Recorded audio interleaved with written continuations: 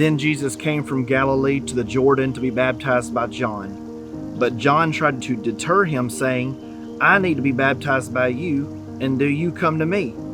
Jesus replied, Let it be so. It is proper for us to do this to fulfill all righteousness.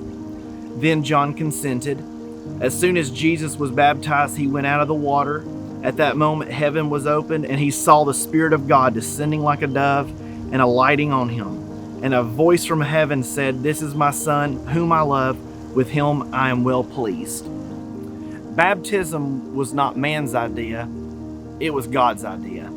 It is not a denominational thing. It is a biblical thing. It started with John the Baptist in the beginning of our Gospels, and it continued with Jesus and his earthly ministry and with the disciples. It was picked up in the early church not because of their wisdom, but because of a command of the Lord.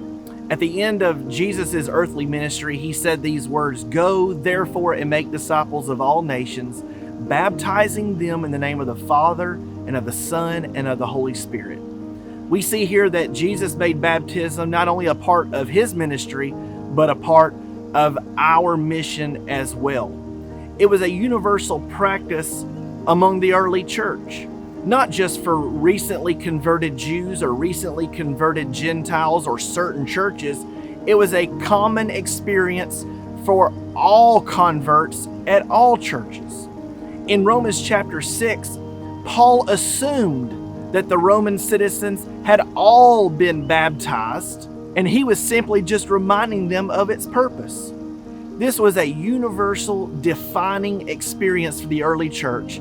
And if we are to be in sync with the New Testament and the early church, it is important that we practice this faithfully and we take it seriously. Washing of the saints' feet next week on You've Got This.